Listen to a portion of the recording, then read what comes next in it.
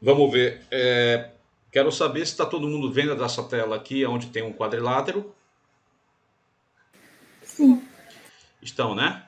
Ok.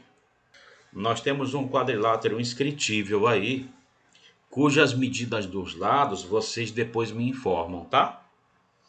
Vocês estão aí com os dados. Eu acho que eu tenho aqui também que um de vocês colocou o texto desta questão ainda agora também no WhatsApp. Então não tem problema. Então daqui a pouco a gente vai inserir esses dados aí, tá? Aí pelo ponto D, se eu não me engano era pelo ponto D que a gente traçava as perpendiculares aos lados AB, AC, as retas AB, AC e BC, né? Era pelo ponto B que se traçava isso. Então o que é que eu vou fazer aqui? Aqui eu vou pegar e prolongar aquilo que eu precisar prolongar. Deixa eu ver. Tá aqui. Eu vou prolongar aqui a reta B, vou prolongar a reta C, um pouquinho só considerar, não vou prolongar aqui não, vou só considerar esse segmento. E aí, eu quero só que vocês fiquem verificando se estou seguindo aquilo que o enunciado está falando, tá?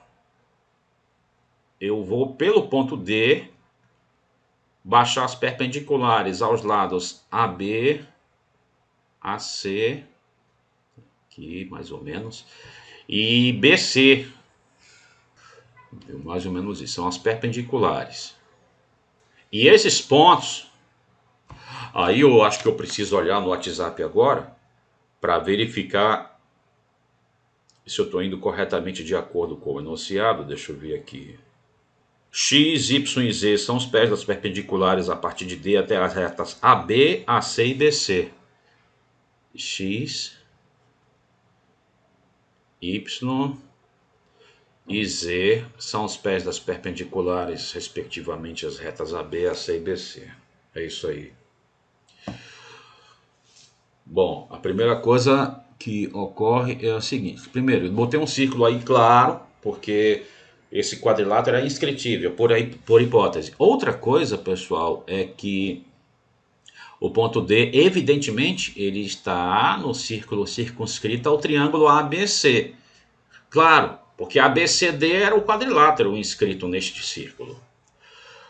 E nós sabemos, pelo menos deveríamos saber de aulas anteriores, que se por um ponto D do círculo circunscrito a um triângulo ABC nós traçamos as perpendiculares aos lados ou seus prolongamentos, então esses pés dessas perpendiculares são colineares. Isso foi assunto de aula, se eu não me engano, do dia 18, acho, sei lá. Mas estava na aula. Então, esses três pés dessas perpendiculares, por esse ponto do círculo da circunferência do círculo circunscrito, são colineares. Essa reta tem nome, reta de Simpson ou reta de Simpson-Wallace. Deixa eu ver se eu consigo traçar direitinho essa reta aí. E aí vocês vão me desculpar caso ela não fique bonita, caso ela não fique perfeita, ficou massa. Agora deixa eu colocar aqui. Tá aqui ela. Eles são colineares. Isso é um resultado que a gente já tinha. Eles são colineares. Agora, bom, o que, que ele está pedindo? Vamos logo lembrar o que, que ele está pedindo aí. Eu acho que é XY sobre YZ. Mas deixa eu só me certificar. Ele quer o valor de XY sobre YZ. Então deixa eu colocar aqui. Eu vou colocar bem aqui. XY quer saber a razão entre esses comprimentos. Quer saber a razão entre esses comprimentos XY e YZ. Beleza. Agora nós temos uma configuração aqui. Aí nós temos essa configuração aqui, que é uma configuração muito semelhante à do uso de. Semelhante não, é igual mesmo. Ao uso de uma outra ferramenta que nós temos. Por exemplo, vamos olhar aqui para esse triângulo ABC, cujos lados eu vou destacar, tá? E vamos considerar essa configuração também aqui, ó. Aqui, até aqui. Essa configuração que ficou destacada aí, devido a essa colinearidade desses pontos, é uma configuração igual à configuração do teorema de Menelau, com assunto de outra aula também, tá? Bom, nada mais natural do que usar o teorema de Menelau, inclusive porque ele menciona colinearidade, esses pontos são colineares, e menciona razão entre segmentos. E aqui a gente tem razão entre segmentos. Nada mais natural do que buscar o teorema de Menelau, né? Eu vou usar o teorema de Menelau, vou começar, por exemplo, por aqui, por esse ponto X. Eu vou começar por esse ponto X e fazer o giro aqui. Vamos lá, vamos começar. Vamos usar o teorema de Menelau. XA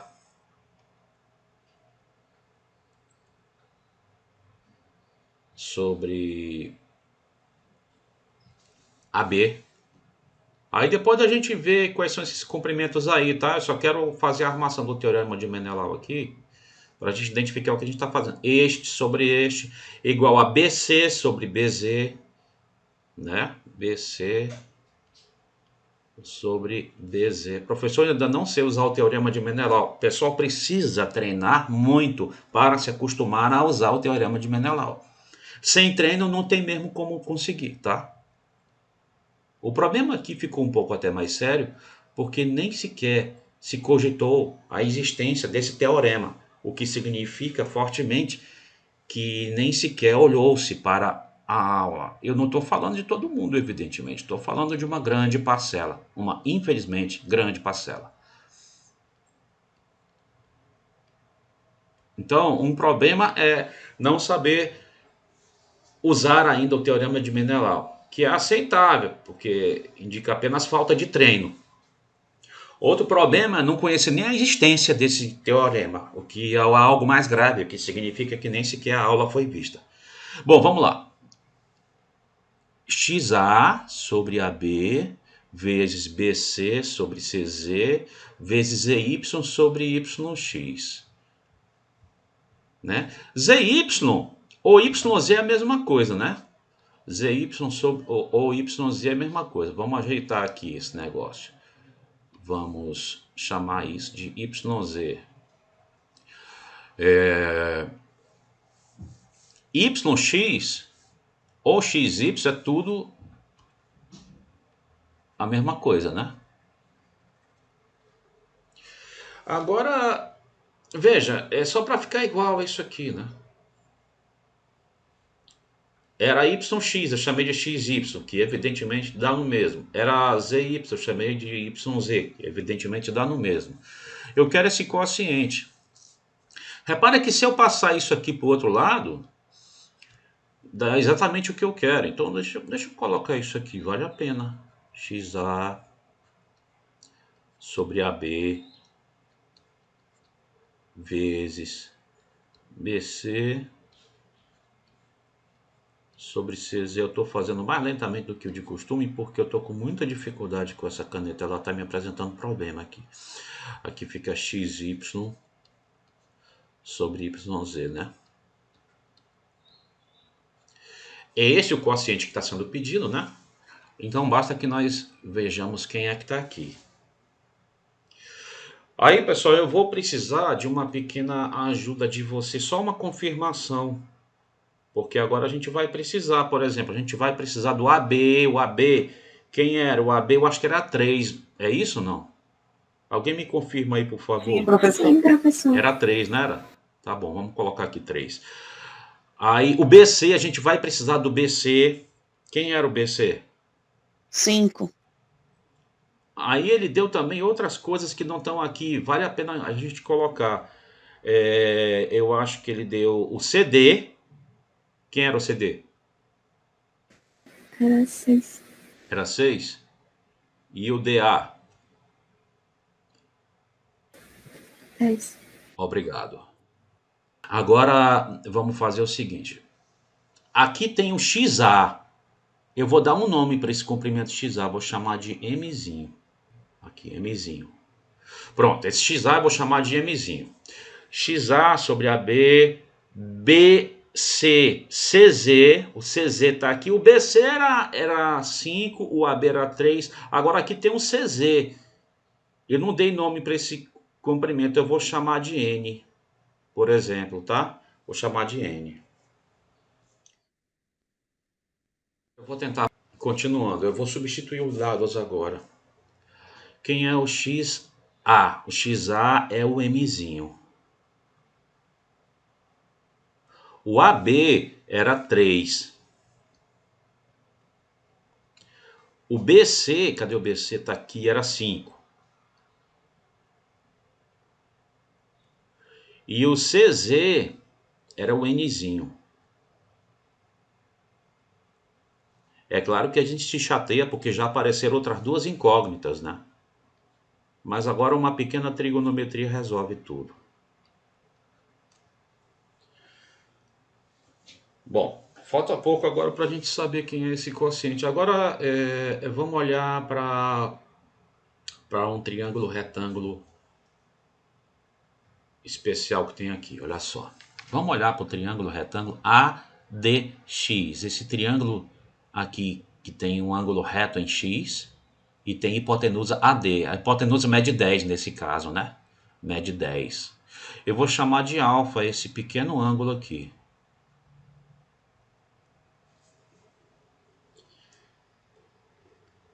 Aí eu quero que vocês me digam aqui quem é o seno do ângulo alfa, pessoal. Quanto é que dá? M sobre 10. Beleza. M sobre 10. Cateto oposto ao ângulo sobre hipotenusa, né? Eu quero chamar a atenção para vocês para um outro quadrilátero que também é inscritível. O quadrilátero BXDZ. O quadrilátero BXDZ. Esse quadrilátero ele é inscritível porque ele possui dois ângulos opostos suplementares. Esse ângulo em Z é reto e esse ângulo em X é reto. Ó, esse quadrilátero BXDZ, ele é inscritível, não nesse círculo que está aqui, inscritível em outro círculo, claro. Ele é inscritível porque os ângulos opostos são suplementares. Reparem que é tudo matéria de aula dada, tá? Ele é inscritível porque os ângulos opostos são suplementares, né? Ora, se os ângulos opostos são suplementares, a soma desses dois é 180, então a soma desses outros dois também tem que ser 180, do B e do D. Eu vou chamar esse ângulo aqui de φ, a medida dele de φ, né? Então o ângulo D vai ser alfa mais φ.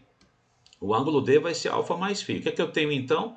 Alfa mais φ somado com o ângulo da outra ponta, que é o ângulo em B, que eu vou simplesmente denotar assim, e isso totaliza 180 graus.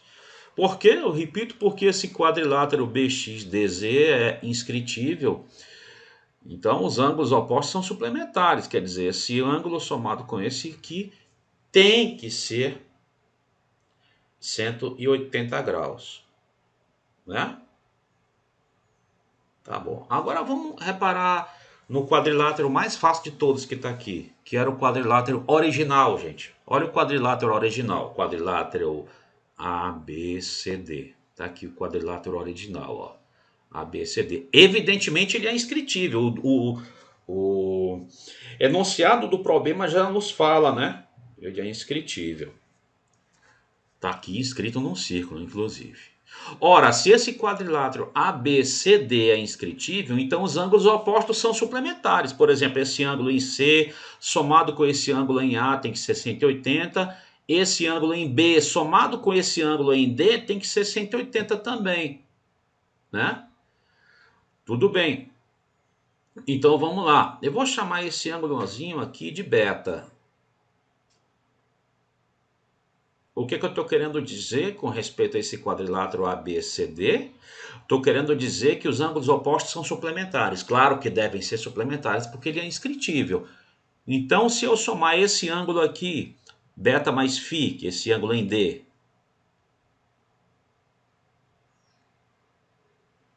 com o ângulo oposto a ele, que é o ângulo em B, eu tenho que totalizar 180 graus, né? Agora reparem o que acontece aqui. Dessas duas equações aqui, dessas duas equações eu posso encontrar uma relação entre o alfa e o beta. Qual é a relação entre o alfa e o beta que a gente pode ganhar a partir daqui? São iguais. São iguais, né? Muito bem, Wander. Porque alfa e o beta são aquele cara que somado com esta coisa dá π, né? Então ele tem que ser iguais. Então eu vou, em vez de chamar de beta, para não haver confusões, eu vou chamar mesmo de alfa, que é o valor dele. Então, antes de prosseguirmos, pessoal, vamos dar uma olhada no seguinte fato. Olha só. Eu vou considerar um triângulo retângulo de hipotenusa 6, esse triângulo retângulo de hipotenusa 6, que tem esse ângulo alfa. É o triângulo CDZ, ângulo reto em Z, ó. O triângulo CDZ, ângulo reto em Z, né? Quem é o seno do alfa nesse novo triângulo? N sobre 6. Beleza. N sobre 6, o seno do alfa. Mas esse alfa é o mesmo ângulo que esse aqui, a gente já sabia, né?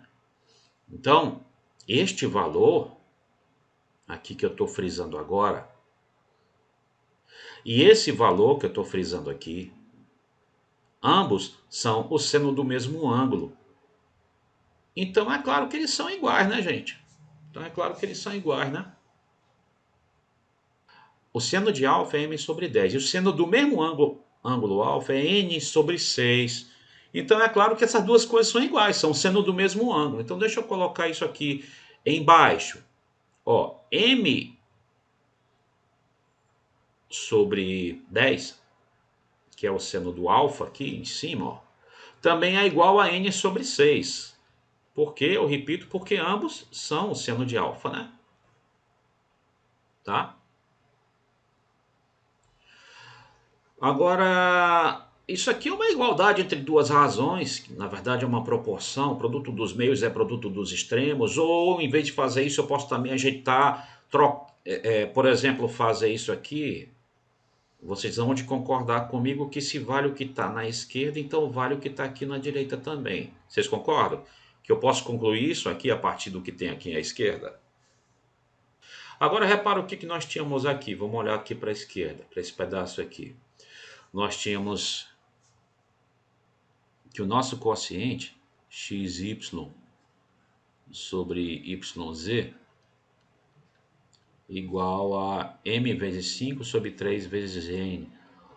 Ou, caso quiséssemos, sobre n,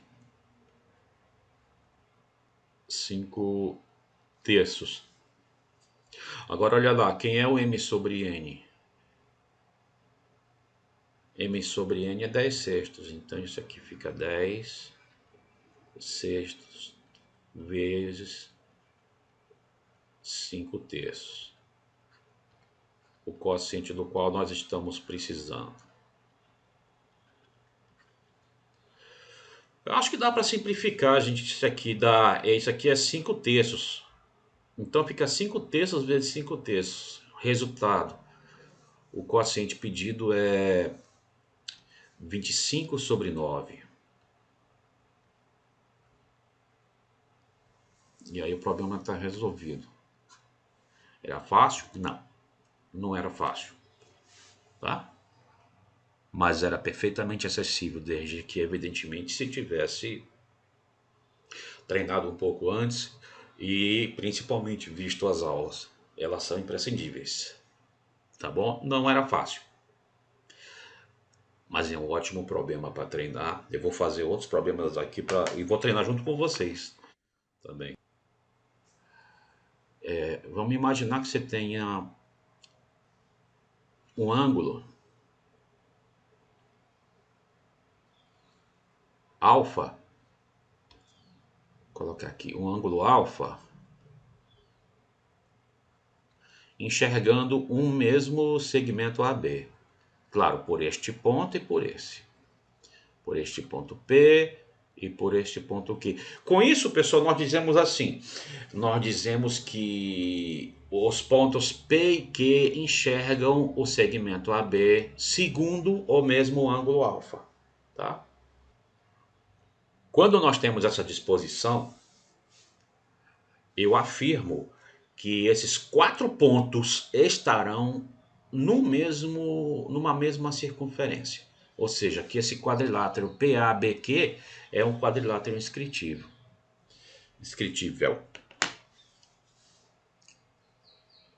A gente pode até desconfiar que não fosse. Por exemplo, todo triângulo a gente sabe que é inscritível. Vamos imaginar, vamos supor que isso não acontecesse, ou seja, que o triângulo que circunscreve, que o círculo que circunscreve PAB não circunscrevesse também o QAB, como aqui, por exemplo. Se isso acontecesse, olha o que nós teríamos como consequência. Vamos prolongar um pouquinho esse segmento BQ, até bater aqui no mínimo. E vamos considerar esse outro ângulo escrito, cujo vértice, digamos, eu vou chamar de X. Vamos considerar esse outro ângulo inscrito. Pessoal, qual é a medida desse ângulo inscrito de amarelo que eu acabei de colocar aqui? É alfa.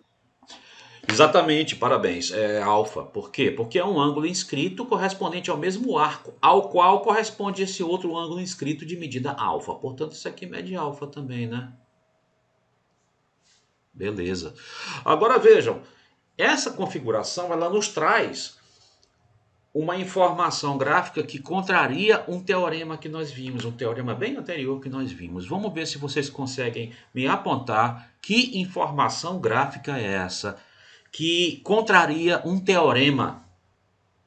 Que teorema está sendo contrariado aqui com essa informação gráfica que vocês estão vendo, com esse desenho? O teorema do ângulo externo, gente. Olha esse triângulo aqui, XQA.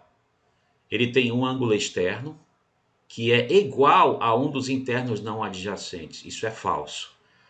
Em todo triângulo, o ângulo externo é maior do que qualquer dos internos não adjacentes. É o teorema do ângulo externo. Isso aqui contraria o teorema do ângulo externo.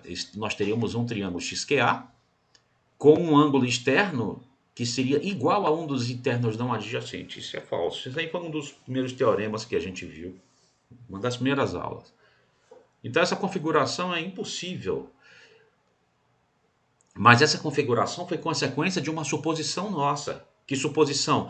De que esses 4 pontos, P, A, Q e B, não estivessem todos numa mesma circunferência. Então a nossa suposição está errada. Se a nossa suposição está errada, significa que esses 4 pontos, de fato, estão na mesma circunferência. Ou seja, esse quadrilátero PABQ, ele é, de fato, um quadrilátero inscritível. Em resumo, toda vez que você tiver essa configuração aqui, 2 ângulos de mesma medida, enxergando o mesmo segmento por um mesmo lado dessa reta, então, tá? Então, enxergando o segmento, esse mesmo segmento aqui, vê o mesmo lado dessa reta, então esse quadrilátero aqui, ele é inscritível. Então, esses 4 pontos, em outras palavras, são todos pontos de uma mesma circunferência. Foi isso que a gente provou.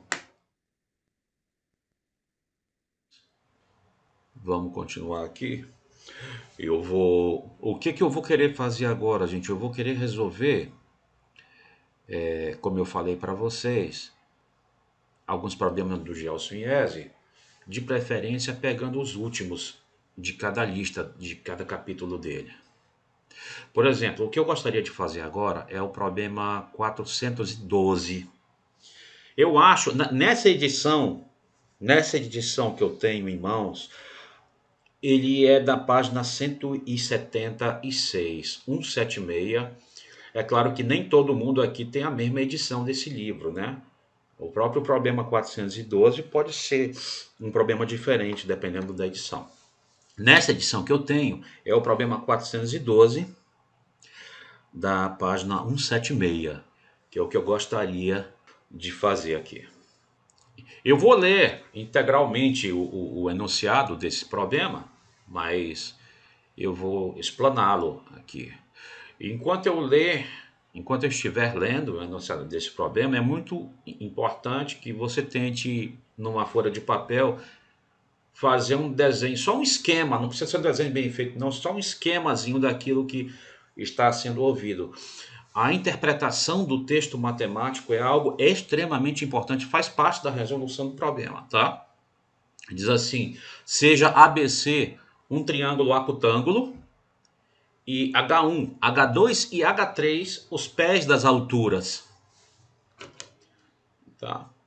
São os pés das três alturas. Prove que o ortocentro H do triângulo ABC é o incentro do triângulo H1, H2, H3. Vamos fazer o esquema da situação do problema. Não daquilo que está sendo pedido, mas daquilo que foi exposto. Bom, nós temos um triângulo ABC e ele chamou de H1, H2 e H3 os pés das três alturas. Então vamos lá colocar as três alturas aqui.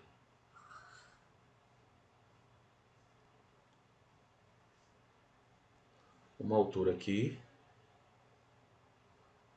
O pé dessa altura eu vou chamar de H1. Outra altura aqui.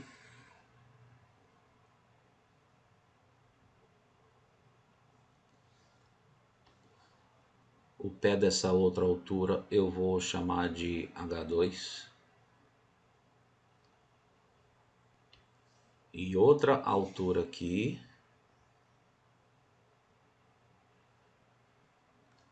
Cujo pé eu vou chamar de H3.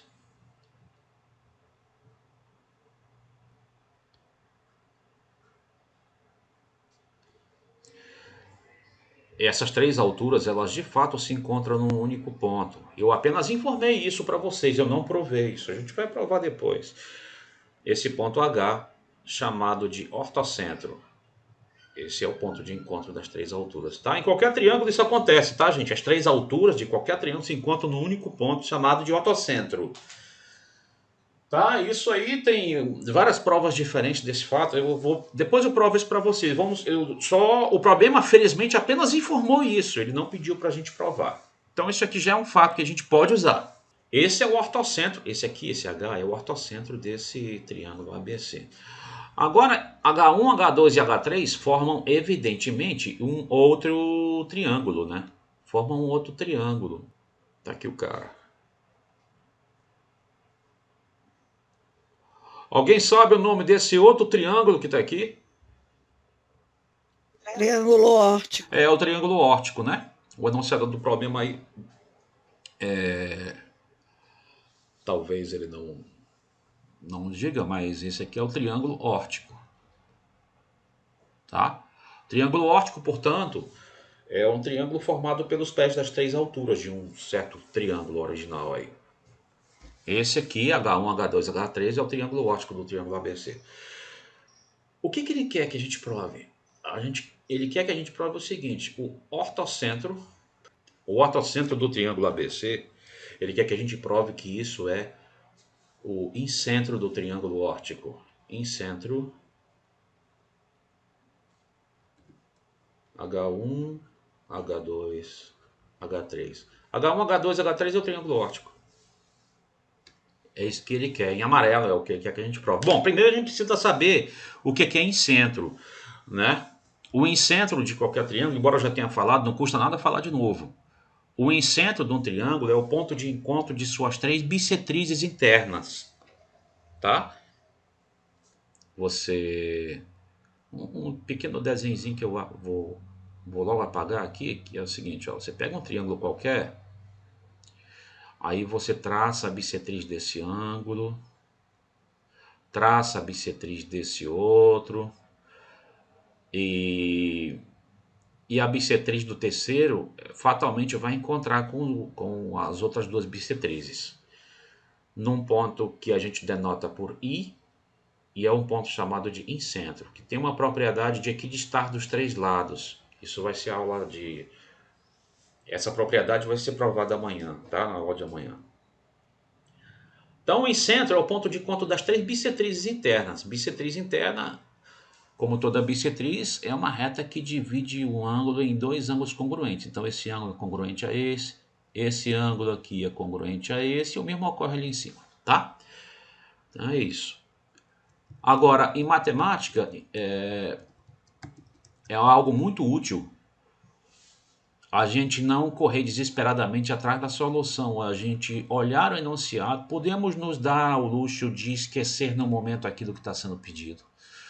Vamos olhar para o enunciado e sugar o máximo que pudermos deste enunciado, para só depois nos preocuparmos com aquilo que está sendo pedido, tá? Para só depois nos preocuparmos com aquilo que está sendo pedido. Muito bem. Pessoal, vamos olhar para o lado AC desse triângulo. Vamos olhar para o lado AC desse triângulo aí. Esse lado AC, ele serve como hipotenusa de dois triângulos retângulos que estão aí. Vocês saberiam me dizer quais são? Esse lado AC, ele serve como hipotenusa para dois triângulos retângulos que estão aí. Vocês saberiam me dizer quais são? AC. CH3. ACH3, ACH3 e H1AC. H1AC, né? Aqui, ó. Olha o AC aqui. Olha o AC aqui, ó. O AC, ele serve como hipotenusa desse triângulo aqui. Mas não custa nada colocar de amarelo. Deixa eu colocar aqui, né? E um outro que eu vou colocar de azul claro. Ó, a hipotenusa AC, o ângulo reto está aqui em H3. Olha o outro. Esse aqui, ângulo reto aqui em H1. Então, esses dois triângulos retângulos compartilham a hipotenusa, né? Eles compartilham essa hipotenusa. Agora repara, gente. Quando dois triângulos retângulos compartilham a hipotenusa, como a gente já sabe, ambos então estarão inscritos no mesmo círculo, cujo diâmetro é a própria hipotenusa. Poderia continuar aqui para cá, poderia continuar para cá, ambos estão inscritos no mesmo círculo. Na verdade, esse trecho aqui, me desculpe o desenho extremamente mal feito, esse trecho aqui é um semicírculo, né? O triângulo retângulo é inscritivo num semicírculo, como a gente sabe de aula passada, mas isso não tem muito problema aqui para nós agora não. Muito bem, agora vamos fazer o seguinte. Esse ângulo aqui em amarelo que eu vou colocar é o ângulo alfa. Eu vou estabelecer aqui a seguinte notação. O ângulo do vértice A eu vou chamar de alfa. O ângulo do vértice B eu vou chamar de beta, só por organização, tá? O ângulo do vértice C eu vou chamar de gama. Então esse ângulo amarelo aqui é alfa. Esse ângulo todinho aqui, amarelo, tá? Esse aqui é alfa. Agora eu quero dizer para vocês o seguinte. Vamos olhar para o triângulo AH3C. Vamos olhar para o triângulo AH3C. Tem aqui. E eu estou preocupado com este ângulo que eu estou assinalando aqui. Tá bom? Nesse triângulo AH3C, eu tenho um ângulo de 90 e um ângulo alfa, né? Esse ângulo era alfa. Então, quanto é que deve medir este outro aqui? 90 menos alfa. 90 menos alfa, né? Parabéns. Né? No triângulo retângulo, você tem um ângulo de alfa, um ângulo de 90, o outro, para que a soma complete 180, só pode ser 90 menos alfa. Tá legal. Agora vamos reparar nesse círculo extremamente mal feito que eu desenhei aqui. E esse 90 menos alfa acaba sendo o ângulo inscrito nesse círculo, né? Certo? Esse 90 menos alfa, esse ângulo de medida 90 menos alfa, é, na verdade, um ângulo inscrito neste círculo a partir do vértice C. Este ângulo inscrito nesse círculo de vértice C, ele está correspondendo a que arco desse círculo? H3A. H3A, né? Tá bem aqui, ó. Esse ângulo corresponde a esse arco, H3A. Arco ao qual corresponde outro ângulo inscrito, que é este aqui. Reparem que esses dois são ambos ângulos inscritos no mesmo círculo, correspondentes ao mesmo arco H3. Portanto, como nós sabemos, eles devem ter a mesma medida. Então, essa aqui, eu vou colocar bem aqui assim, 90 menos alfa. Esse aqui também é 90 menos alfa. Que ângulo? Esse aqui, né? Por que eu repito? Porque esses dois, de vértice C e de vértice H1, são ambos ângulos inscritos correspondentes ao mesmo arco. Tá? Vamos ver que outras informações nós podemos ter também. Vocês lembram qual é o nome que eu dei ao ângulo do vértice C do triângulo ABC? Nós chamamos de gama esse ângulo do vértice, esse todinho, né? Esse ângulo todinho aqui do vértice C. Eu vou colocar de verde. Esse ângulo todinho do vértice C, todinho, não tem mais a ver com aquele 90 menos alfa não, eu chamei de gama, tá? Vamos aproveitar esse mesmo círculo, pessoal, vamos aproveitar esse mesmo círculo aqui. Vamos olhar lá para o ponto A. O ponto A, juntamente com os pontos H1 e C, formam evidentemente um triângulo retângulo, de ângulo reto H1 e tal. Um dos ângulos desse triângulo retângulo, eu estou me referindo, pessoal, repito, ao triângulo retângulo AH1C, aquele de hipotenusa AC, tá? Um dos ângulos desse triângulo, evidentemente, é 90, o outro é gama. Então, este ângulo aqui terá que medida?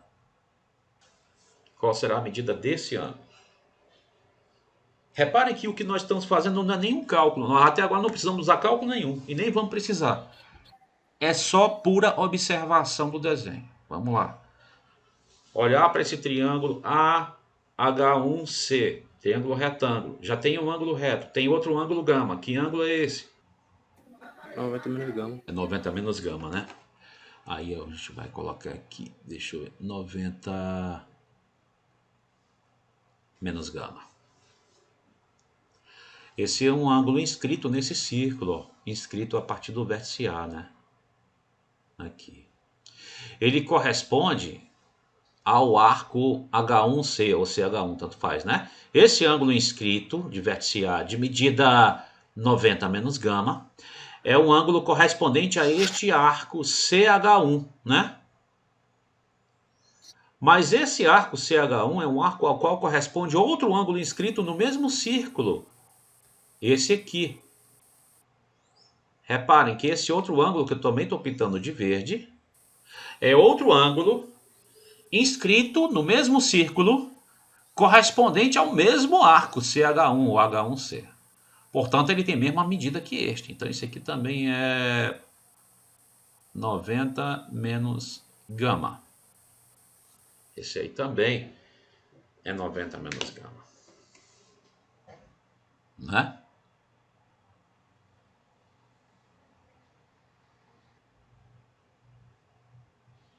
Agora eu vou fazer o seguinte, eu vou olhar, deixa eu ver aqui. Vamos escolher agora, vamos olhar para o lado BC do triângulo ABC. Vamos olhar para o lado BC. Eu vou repetir o mesmo serviço que eu fiz aqui, tá? Vamos olhar para o lado BC do triângulo ABC. Isso é um exercício muito bom para treinar ângulos inscritos. Reparem que até agora não fizemos cálculo nenhum. E nem vamos fazer, nem vai precisar. Esse lado BC do triângulo ABC, ele serve como hipotenusa para dois triângulos. Tá? Esse lado BC do triângulo ABC, ele serve como hipotenusa para dois triângulos. Esse triângulo BCH2, ó, BCH2, né? E o triângulo BCH3, esses dois triângulos, BCH2 e BCH3, tá? Como consequência, o que é que nós teremos, pessoal? Bom, como consequência, nós teremos o seguinte: esses dois triângulos, BCH2 e BCH3, estão ambos inscritos no mesmo círculo de diâmetro BC. Então, é isso que eu vou passar a tentar representar aqui. Eu tenho vergonha do que eu fiz, mas vai ficar assim. Vamos fazer de conta que essa linha azul, ela seja um trecho de um círculo que circunscreve esses dois triângulos. Esses dois triângulos retângulos. BCH2 e BCH1. Tá? Por que eu tenho certeza que ela circunscreve ambos? Porque são dois triângulos retângulos que partilham a mesma hipotenusa. Portanto, estão ambos inscritos no mesmo círculo de diâmetro BC. Agora a gente vai fazer o mesmo serviço que a gente estava fazendo antes. Por exemplo, o ângulo do vértice C do triângulo ABC era chamado de gama. Nós havíamos chamado ele de gama, né? Aí, então esse ângulo aqui verde todo, aqui ele é gama. Né? Agora vamos olhar para o triângulo retângulo BCH2, que felizmente é um dos maiores triângulos que tem aqui, BCH2. Ele tem um ângulo reto, evidentemente, tem um outro ângulo cuja medida é gama. Então esse outro ângulo aqui tem que medida? 90 menos gama, né? Isso. Aí, deixa eu ajeitar esse gama aqui, peraí. 90 menos gama. Né? Já tinha um ângulo gama, tinha um ângulo reto, então esse tem que ser 90 menos gama. Beleza, então vamos olhar o seguinte. Esse ângulo 90 menos, cuja medida é 90 menos gama, ele é um ângulo inscrito nesse círculo azulzinho de vértice B. Está aqui o vértice desse ângulo. Esse ângulo inscrito ele corresponde neste círculo ao arco CH2 ou H2C, ó. Né? Corresponde a esse arco aqui, né? A este arco CH2 ou H2C corresponde outro ângulo inscrito no mesmo círculo, que é este aqui. Que é este aqui, ó. Este outro ângulo inscrito neste círculo azul de vértice H3, esse outro ângulo inscrito de vértice H3, corresponde ao mesmo arco CH2 ao qual está correspondendo esse ângulo inscrito aqui, de medida 90 menos gama. Portanto, esses dois ângulos inscritos, que correspondem ambos ao mesmo arco, têm a mesma medida. Então, a medida desse ângulo aqui é 90 menos gama também. Tá? Está aqui o triângulo retângulo AH2B, que tem um ângulo de medida alfa, tem um ângulo evidentemente de medida 90, então este outro ângulo só pode ser 90 menos alfa, né? Pelas mesmas considerações que havíamos feito anteriormente. Tá? Muito bem. Agora repare, esse ângulo amarelo que eu acabei de escrever aqui, de apontar, cuja medida é 90 menos alfa, é um ângulo inscrito nesse círculo azul, inscrito de vértice B, nesse círculo azul, que corresponde ao arco H2H3, ó. Ele corresponde ao arco H2H3 nesse círculo. Nesse mesmo círculo azul, nós temos outro ângulo inscrito que também corresponde a este mesmo arco. Que ângulo inscrito é esse? Esse aqui, ó. Né? Que é claro, tinha que ter medida 90 menos alfa também, né? Certo? Tinha que ter medida 90 menos alfa também. Ok. Agora olhem para isso aqui. Deixa eu ver aqui. Um outro triângulo retângulo, pessoal. Eu vou me preocupar agora com este ângulo aqui que eu vou assinalar em vermelho, ó. Vou me preocupar com esse outro ângulo que eu vou assinalar em vermelho. E para a gente avaliar quanto é que ele mediria, eu vou pedir para vocês olharem para o triângulo BCH3. BCH3, ó. É um triângulo retângulo, né? Tá? Mas, mais especificamente, é um triângulo retângulo que ele é mais ou menos assim, ó. Eu vou colocá-lo em miniatura aqui. Aqui está o H3, aonde nós temos um ângulo reto. Aqui está o vértice C, aqui está o vértice B. E é claro que este ângulo aqui tem medida beta, é o ângulo do vértice B. Então, quanto é que mede este ângulo aqui? 90 menos beta. É o 90 menos beta, né? É o 90 menos beta aqui. Deixa eu colocar aqui, não custa nada, não. 90 menos beta. Então, esse ângulo que eu vou colocar aqui em vermelho, este ângulo aqui, ó, no triângulo BCH3, tem medida de 90 menos beta, né? Tem medida de 90 menos beta. Então, é esta medida aqui. Deixa eu afinar um pouco o traço para isso caber aqui. Isso aqui é 90 menos beta também. Por que que este outro ângulo tem medida 90 menos beta? Fica fácil, olha lá. Olha lá para o vértice C do triângulo BCH3. Esse ângulo do vértice C do triângulo BCH3 é um ângulo inscrito nesse círculo azul, né? Vértice C inscrito neste círculo azul, que está correspondendo ao arco BH3.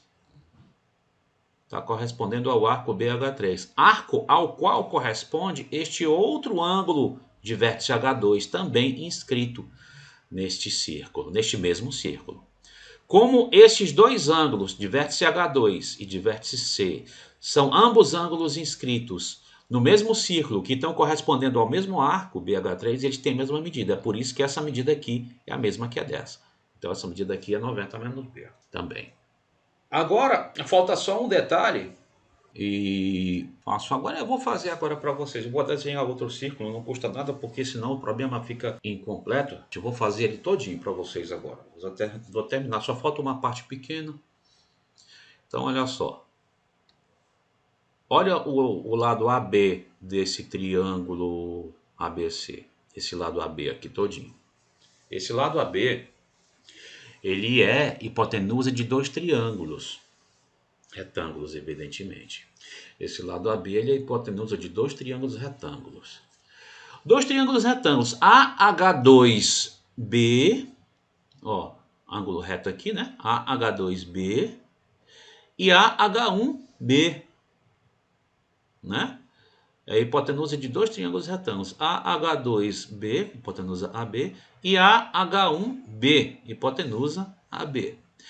Como isto é a hipotenusa comum a dois triângulos retângulos, então isto é diâmetro de um círculo que circunscreve esses dois triângulos retângulos. Então, AB é diâmetro de um círculo que circunscreve esses dois triângulos retângulos, AH2B e AH1B. Vamos focar nossa atenção só para alguns ângulos aqui, tá? Vamos focar a nossa atenção apenas para alguns ângulos. Eu vou olhar para esse ângulo aqui, que eu vou assinalar em vermelho. Só esse pedacinho aqui que eu vou assinalar em vermelho. Para olhar, para estudar esse ângulo, pessoal, eu vou simplesmente observar o triângulo ABH1, que é um triângulo retângulo. Ó, ABH1, eu vou até desenhá-lo em miniatura aqui do lado. ABH1, ele é um triângulo assim, ó. Tá aqui o A, tá aqui o H1, onde nós temos um ângulo reto, né? Tá aqui o vértice B, cuja medida do ângulo aí é beta, né? Tava aqui.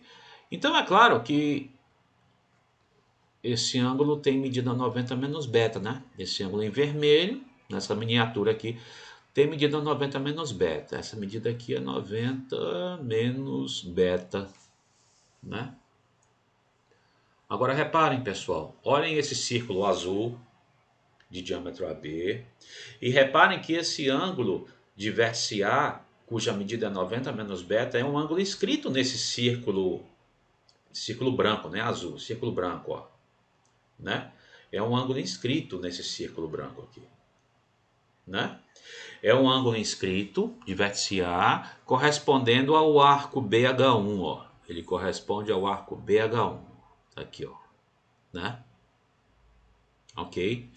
A esse mesmo arco, pessoal, corresponde um outro ângulo inscrito neste mesmo círculo branco.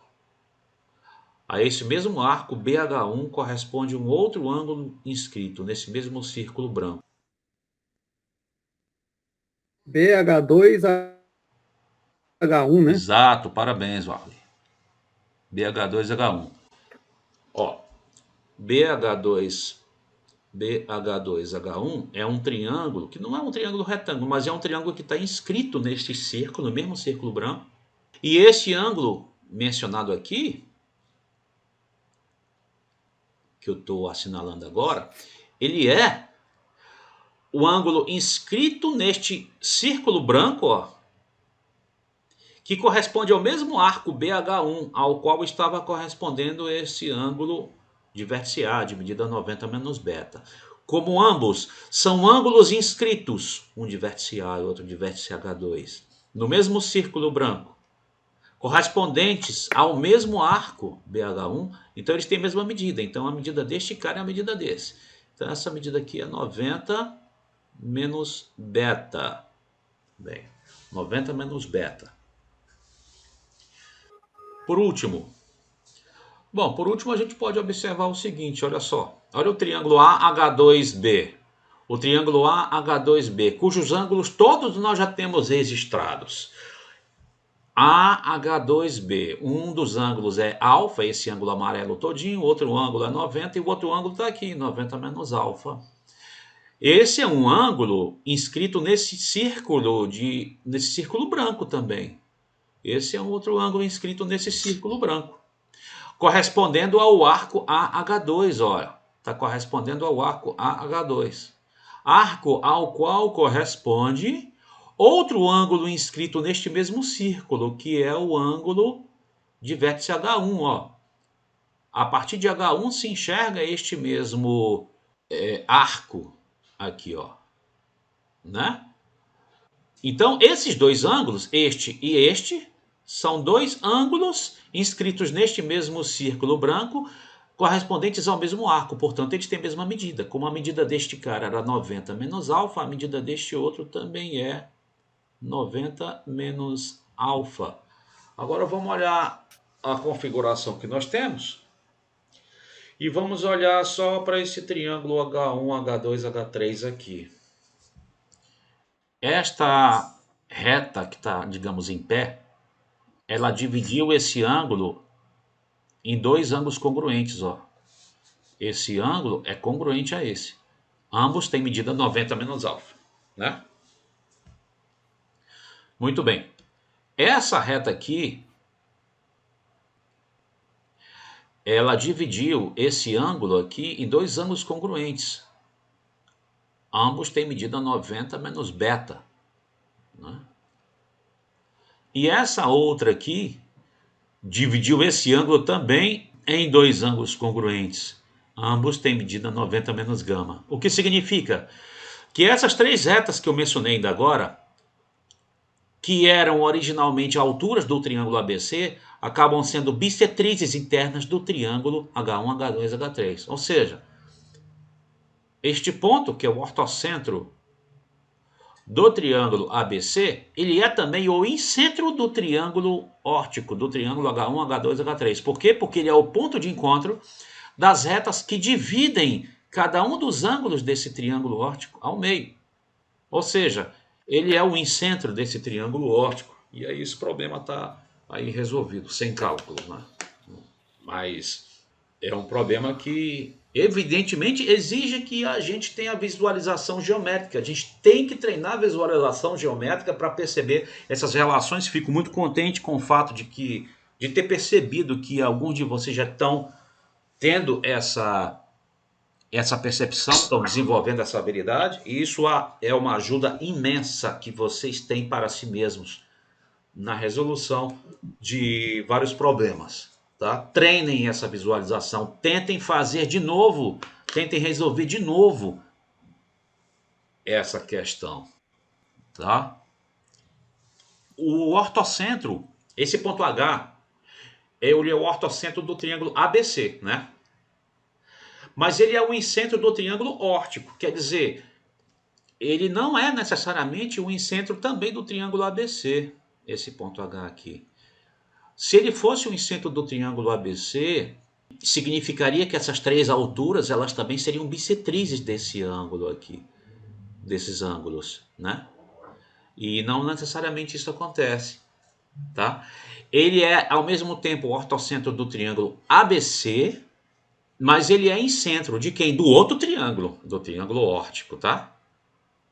O incentro do triângulo ABC, como é que a gente encontra o incentro do triângulo ABC? A gente encontra o incentro do triângulo ABC dividindo ao meio cada ângulo interno do triângulo ABC aqui. Deixa eu ver aqui, mais ou menos isso aqui.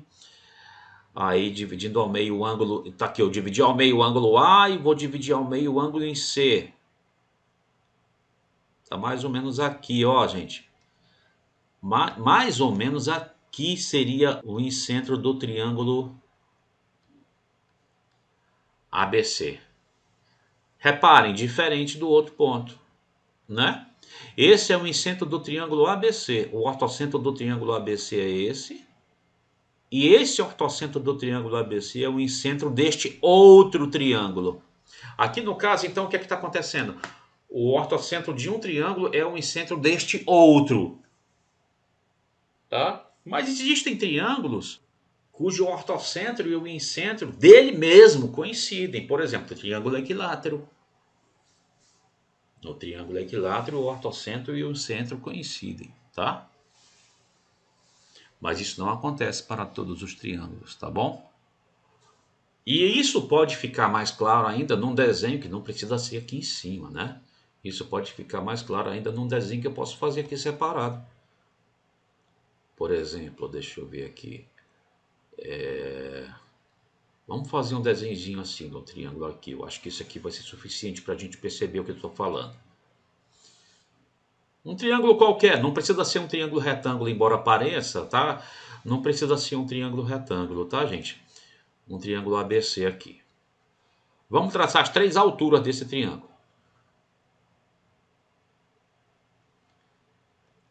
Traçar essa altura aqui.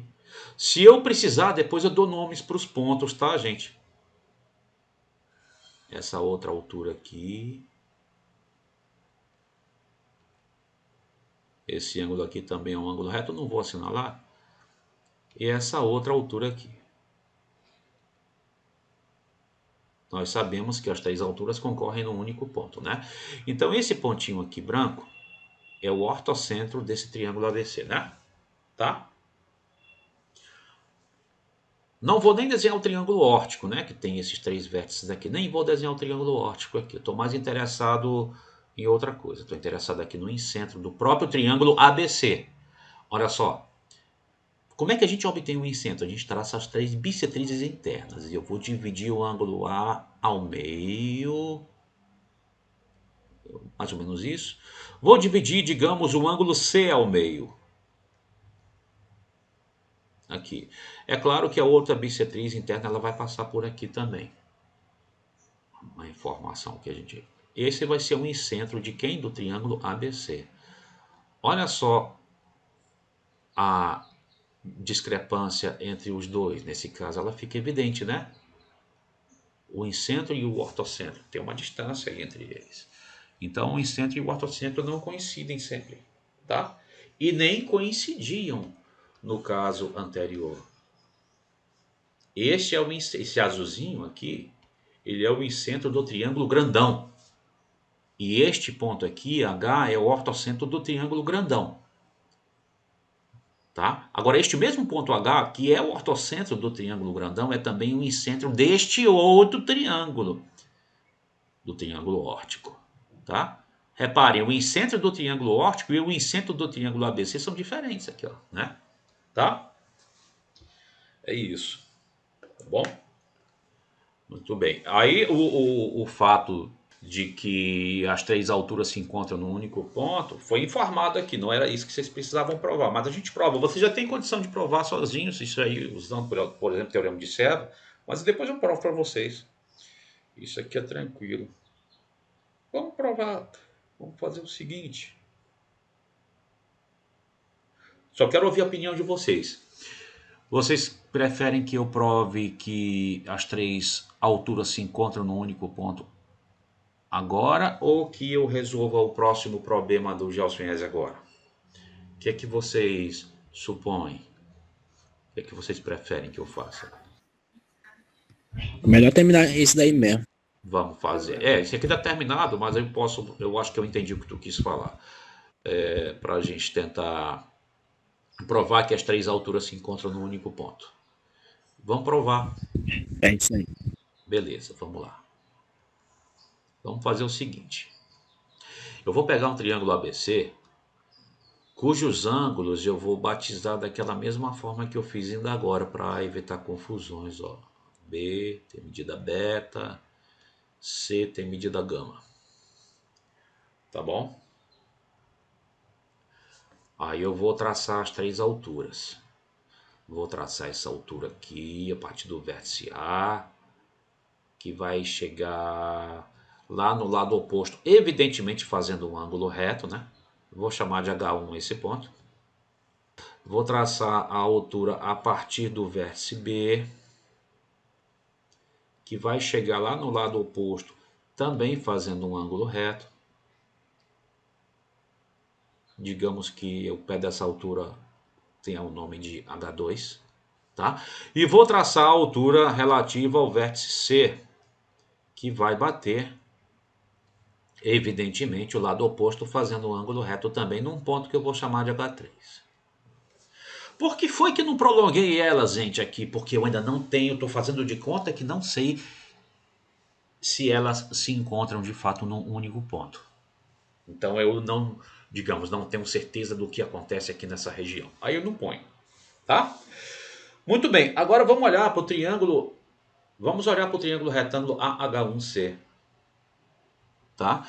E vamos lembrar os nomes dos lados do triângulo, pessoal, aquela nomenclatura que a gente usa. Ó, o comprimento do lado que é o oposto ao vértice B, a gente chama de Bzinho. É só para eu continuar usando a mesma nomenclatura, para não fazer diferente, tá? Para eu continuar usando a mesma nomenclatura que eu mencionei no início do curso. Este lado BC, que é o oposto ao vértice A, eu vou dizer que ele tem medida Azinho. E este lado AB, que é o oposto ao vértice C, eu vou dizer que tem medida Czinho. Pronto. Muito bem. Agora bora olhar para esse triângulo retângulo AH1C, pessoal. Vamos olhar para esse triângulo retângulo AH1C. Eu vou me preocupar com essa medida desse ângulo, que é gama, né? A medida desse ângulo aqui é gama. Aí eu vou copiar pequenininho este cara aqui. Isto é gama, isto é Bzinho, isso aqui é o ângulo reto. E agora, felizmente, é só uma trigonometria básica. Aí eu quero que você me diga qual é esta medida aqui, em função do B e do gama. Que medida é esta deste cateto adjacente ao gama em função do B e do gama?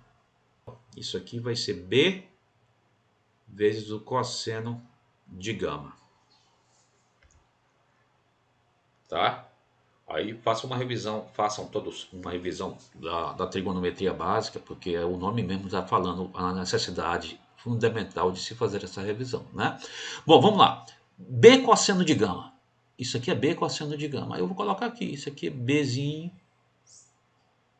vezes o cosseno de gama. Deixa eu ajeitar esse gama aqui.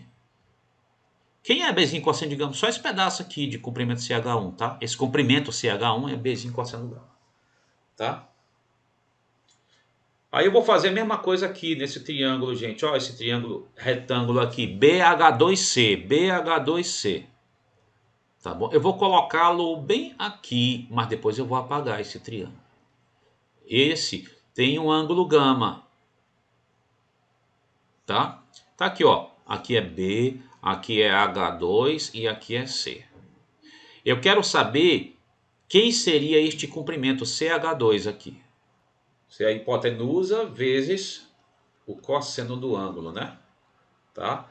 Pessoal, eu tenho de frisar que isto é o básico do básico do básico. É algo que eu, como professor, exigiria das minhas crianças. E é algo que deve ser exigido em trigonometria básica, tá? Aí você pode dizer, não, mas isso daí, mesmo que seja de ensino fundamental, isso aí na verdade é de nono ano. Tudo bem, não tem problema a gente começar a ver isso no nono ano, tá ótimo. Mas ainda no nono ano a gente tem que saber dessas coisas mesmo, tá? Isso é assunto de trigonometria básica, é assunto que todo aluno de nono ano deve saber, tá? Deve estar na ponta da língua. Você lembra aquela aula que eu mencionei para vocês, onde a gente geralmente tinha dificuldade com o plano inclinado na física? E essa dificuldade era principalmente devido às deficiências na trigonometria? É disso que eu estou falando. Deficiência na trigonometria, tá? E a gente consegue sanar essas deficiências bem rápido, dando uma lida, uma revisada no triângulo retângulo. Eu já botei aula aqui no YouTube também, tem mais outras aulas no YouTube sobre isso. E não precisam ver as minhas, vejam também as aulas do professor Ferreto, tá? Que é o professor... na verdade, o professor Ferreto ele tem um canal mais famoso de matemática no Brasil. O mais famoso. Não estou dizendo que é o melhor, mas é maravilhoso o canal dele, tá? Tem outros canais ali de polos de treinamento que eu acho até melhores, mas o do professor Ferreto é maravilhoso. Então, ou ele ou outro canal que vocês julgarem que seja legal de acompanhar a trigonometria básica, façam isso. Podem me perguntar também, que eu tenho o maior prazer de ensinar isso, adoro trigonometria básica, tá? E reparem, é isso que a gente está usando aqui, né? Então isso aqui vai ser A vezes cosseno gama. Isso aqui vai ser A vezes o cosseno de gama. Né? Esse pedaço aqui, né? Aí a gente vai fazer o mesmo trabalho, pessoal. A gente vai fazer o mesmo trabalho com os outros, ó. Deixa eu apagar esse pedaço. Vou apagar esse pedaço, vou apagar aquele outro ali, para a gente ter mais espaço para trabalhar, tá? Bom, vamos lá. Agora vamos olhar para esse outro triângulo retângulo aqui. AH1. Não, isso aqui é o H1, não, isso aqui é o H2, né? AH2B, ó. Triângulo esse que eu vou copiar aqui, mais ou menos na posição que ele está. Esse aqui é o A, esse aqui é o H2. Esse aqui é o B. O ângulo do vértice A, né, nós convencionamos que é a alfa. Isso aqui é o ângulo reto. E a hipotenusa desse triângulo é Czinho. O que eu quero é este negócio aqui, ó. E da trigonometria básica, isso aqui vai ser este lado aqui, que é adjacente ao ângulo alfa, terá a medida C vezes o cosseno de alfa. Então isso aqui vai ser C vezes o cosseno de alfa. Aí eu vou prosseguir.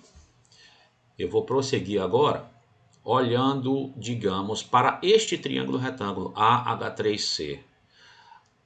Eu vou olhar para o triângulo retângulo AH3C agora. Vou tentar copiá-lo aqui. Ele tem hipotenusa Bzinho, né? O ângulo reto está aqui o A, aqui é o H3, aqui é o C.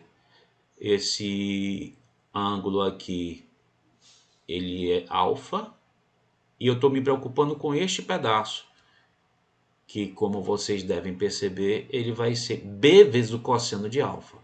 Esse aqui é B vezes o cosseno de alfa. Esse é um exercício importante também para treinar. É legal de treinar.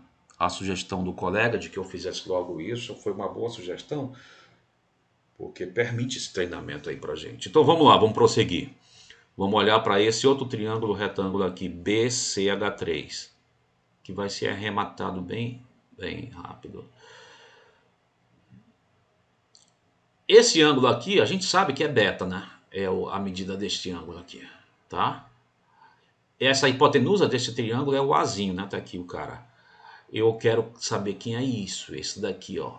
Esse cateto, que é adjacente ao ângulo beta. A gente sabe que isso daqui vai ter medida hipotenusa vezes o cosseno desse ângulo. Então vai ser A vezes o cosseno de beta. Agora eu vou olhar para outro triângulo. E para tanto eu vou apagar este que está aqui em cima. Eu vou olhar para outro triângulo agora. Eu vou olhar para o triângulo AH1B. Vou olhar para o triângulo AH1B. Tá grosso demais o traço, mas eu vou deixar assim mesmo. Esse é o H1, esse aqui é o B, esse aqui é o A, esse aqui é o C e este ângulo é o beta. Eu estou preocupado com este comprimento. Este comprimento, que é o comprimento do cateto adjacente ao beta, ele vai ser a hipotenusa vezes o cosseno desse ângulo. A hipotenusa nesse caso é C, né? Então isso aqui vai ser C vezes o cosseno de beta. Agora, se vocês perceberem, o que nós temos aqui é o seguinte. Se eu copiasse aqui esse... Copiar não, eu vou só fazer um pequeno esquema do que nós temos aqui. Vou colocar aqui... Vou colocar de propósito até da forma errada aqui. Nós temos todos esses comprimentos, ó. Este aqui, esse aqui. Todos eles estão aí, ó. B cosseno gama, A cosseno gama, C cosseno alfa e tal. Tá aqui os caras. Vamos usar o teorema de Seva agora. Vamos verificar o que é que acontece com isto aqui, ó. Eu quero saber quanto é que dá AH3 sobre H3B. Eu quero saber quanto é que está isto sobre isso, vezes isto, sobre isto, vezes isto, sobre isto. O uso do teorema de Seva é só uma rotatória que a gente faz de maneira organizada. Então vamos lá. Este sobre este. B cosseno alfa sobre este aqui. A cosseno beta. O que eu estou fazendo? Eu estou fazendo quocientes, produto de quocientes, entre os segmentos que essas alturas fazem nos lados, né? Que é assim que é a armação de Seva, a armação do teorema de Seva. Este sobre este, vezes este sobre este, ou seja, C cosseno de beta sobre B cosseno gama, vezes este sobre este, A cosseno gama sobre C cosseno alfa. A cosseno gama sobre C cosseno alfa. Bora ver quanto é que dá. A gente quer saber se isso dá 1, porque se der 1 pelo teorema de Seva, então elas se encontram de fato num único ponto. Teorema de Seva, que deverá, pelo menos teoricamente, já era para estar sendo conhecido, né?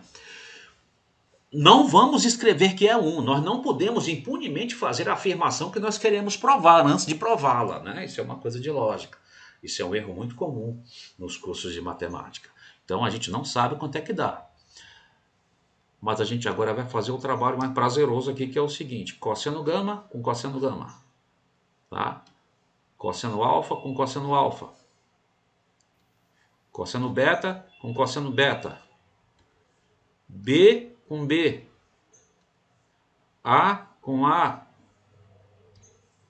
C com C, tudo se cancelou, então isso de fato dá 1. Então se esse produto dá 1, é porque essas três retas, que são essas três alturas no caso, se encontram de fato num único ponto. Aí está aí demonstrado usando Seva, que as três alturas de qualquer triângulo se encontram num único ponto, que a partir de agora a gente vai chamar de ortocentro desse triângulo. Tá bom?